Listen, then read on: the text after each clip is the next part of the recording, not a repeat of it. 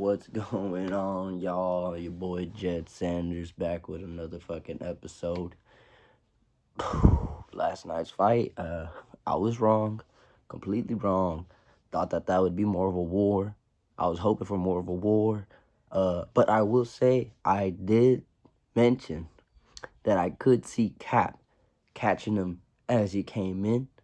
Didn't say he'd be able to finish him. I didn't think he'd be able to knock him out. That is insane that he knocked out Royval. That was wicked. Completely took me out. Like I did not see that coming. I mentioned it being a possibility, but I was also like, but we've never really seen Manel Kape just one power, one shot like that before. So we got a good glimpse of a new true top contender in Manel Kape. The way he finished Royval, that's not an easy fucking task, man. And he did it fucking like that. He made it look easy almost, you know. And I'm no disrespect, I was rooting for Royval, but the man got put out. It wasn't his night, but it's all good, Raw Dog. You gonna come back, bro. Don't let this loss define you, because none of the losers have ever defined you. So you're known for the wars you put on and always being game. So shout out to Royval, great performance. For Manel Kape, dude. Oh my God, the flyweight division. It's starting to cook up a little bit, guys. It's starting to cook up, and y'all already seen it. You know, Manel Kape just knocked out Royval like that. Imagine the firefight that we might be getting soon between the winner of Van or Tyra, or even what if they decide, you know what? Let's just do Tyra versus Kape, and we'll do the rematch with Pantoja and Van. But in my opinion, Pantoja is going to be out a long time. I know they're showing videos of him training already. Not a good look. I don't think that's a good look for him and his team, because it makes it, you know, if you've ever broken a bone, and maybe this is just because I'm a poor man, so coming from a poor man, it's different. You know, I don't have the same luxurious, things that he has access to, which again is no shit, dude. You're an athlete. You're a professional athlete. You deserve all that you can get. But whenever I've broken my arms, I've broken both arms. I got a metal plate in this one right here, and I've broken this arm as well. But when it comes to those kinds of breaks, it takes a good 6 months to heal. And then with him being a fighter, you're looking at another few months to rehabilitate that arm for it to become the original strength that it was, and the ideal strength that we need, so that way we can get back on the horse and go back on that championship run that he was fucking on. Insane. What was it, 4 title defenses? Yeah, that's sick. So, successful title defenses, I believe. But Pantoja, he's a beast. He's not done yet. He got hurt, yes. And I'd like to comment on that while we're here. Why not? Because I've seen a lot of people saying that Joshua Van won a fluke win. Look, guys, if you go back and watch the fight, I remember seeing it when it happened, but some people don't remember. But whenever Joshua grabbed his kick, whenever Pantoja went for the kick, he didn't just, grab his leg and then Pantoja fell over. He gave him a little bit of a shove.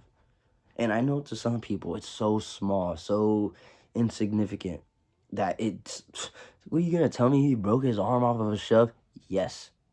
Yes, he did. Because if you notice, or at least for some people who have fallen before, as a skateboarder, when I go to fall, I'm usually putting my hand down like, oh no, I gotta catch myself, And when you do that, you're potentially gonna shift this way, or you're just gonna try to roll into it.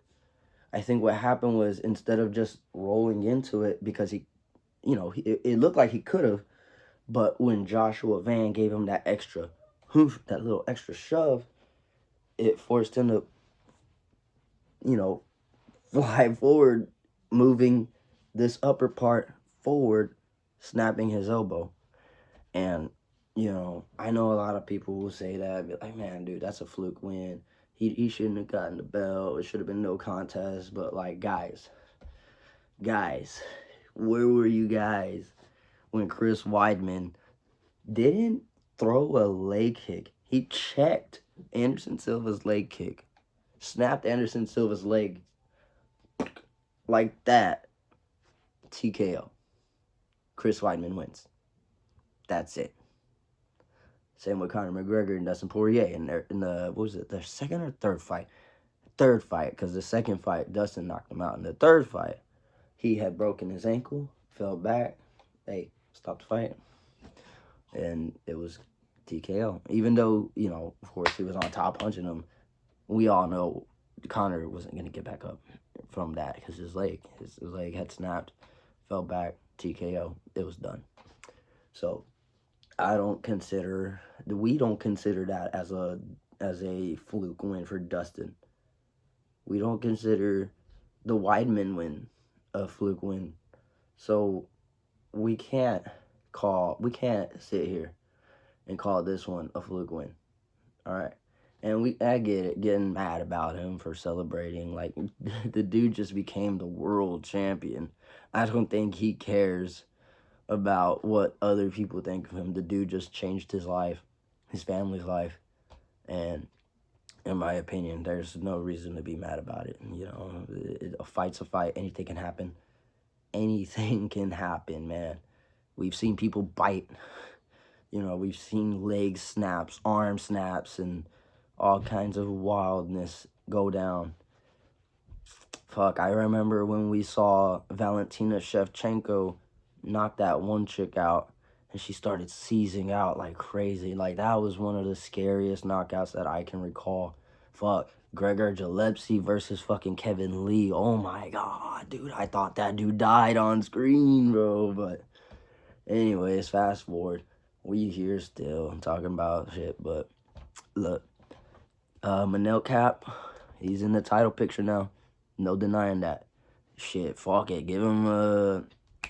Either give him Tyra or fuck it. If Tyra is not up for game for the fight, I think they're gonna do that fight. I think they're gonna do Van versus Tyra, and unfortunately, Manel Kape might have to just sit on the sidelines and wait until either Pantoja comes and gets his rematch, or whichever happens first with Tyra and Van. If they end up going through with that fight, if that's a boom boom boom quick finish for either Tyra or for Van, in that fight, I don't really know who could win that fight. I think the pressure from Van would be insane, but the way that Tyra can just get a hold of fighters, especially in that division, the smaller guys, which he has shown time and time, he can grapple with these guys. I think he might be the one to choke out Joshua Van.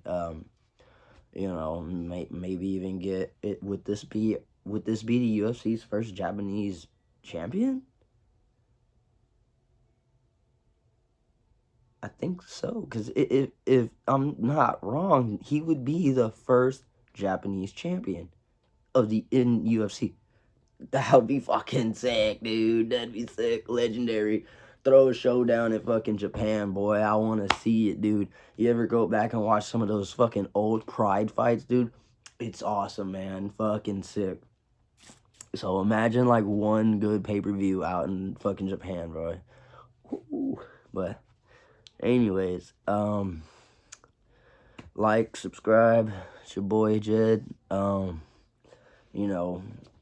Just shooting the shit. You know what it is. Got my UFC stuff in the background. Don't worry, I didn't go out of my way and buy those just yesterday or anything. I've had these things for a long time. But what it is, hopefully I get some more followers soon so I can start going live and shit. But in the meantime, y'all just keep on showing love. And, I'll be the first to admit, I was wrong. I thought Royval had it, but he didn't. And Manel, he showed he ain't no pushover. So now we got a new contender in the top. So let's go for that. Eerie shit right there. Peace.